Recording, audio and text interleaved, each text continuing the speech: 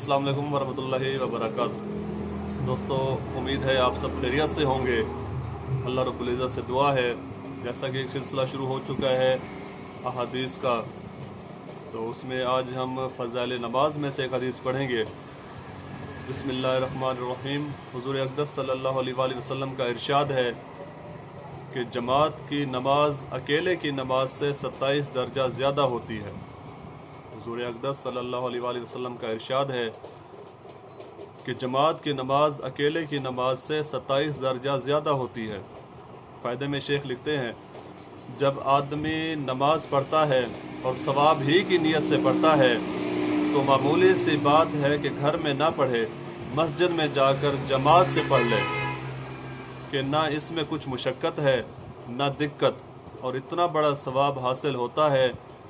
कौन शख्स ऐसा होगा जिसको 1 रुपये के 27 या 28 रुपये मिलते हों और वो इनको छोड़ दे, मगर दीन की चीज़ों में इतने बड़े नफ़ा से भी बेतवज्जही की जाती है।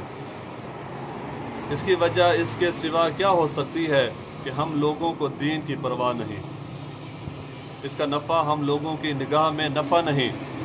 दुनिया की तिजारत जिसमें 1 आना 2 आना फी रुपया नफ़ा मिलता है, इसके पीछे दिन भर खाक छानते हैं। आखरत की तिजारत जिसमें 27 गुना नफ़ा है और वो हमारे लिए मुसीबत है। जमात की नमाज के लिए जाने में दुकान का नुकसान समझा जाता है, बकरी का भी नुकसान बताया जाता है, दुकान के बंद करने की भी दिक्कत कही जाती है। लेकिन जिन लोगों के यहाँ अल्लाह जल्ल शानो की अज़मत है, अल्लाह के वादों पर उनको इत्मीनान है, उसके अजर व सवाब की कोई कीमत है, उसके यहाँ ये लिच्चर उज़र कुछ भी वक़्त नहीं रखते। ऐसे ही लोगों के बारे में अल्लाह रब्बुल इज़्ज़त ने कुरान मजीद में तारीफ़ फरमाई है, जो जमात के साथ नमाज पढ़ते हैं। सालिम रहमतुल्लाह अलैह एक बुज़ुर्ग थे, तिजारत करते थे।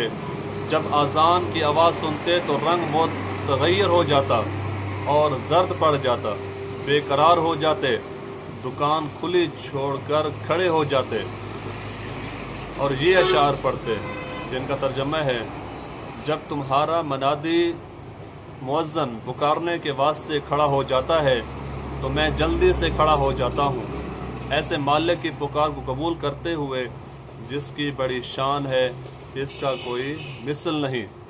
इसी तरह हज़रत अली करमल्लाहु वजहू के मुताल्लिक़ भी आता है, हदीस में मिलता है कि जब भी आज़ान का वक्त होता तो आपका चेहरा जर्द हो जाता।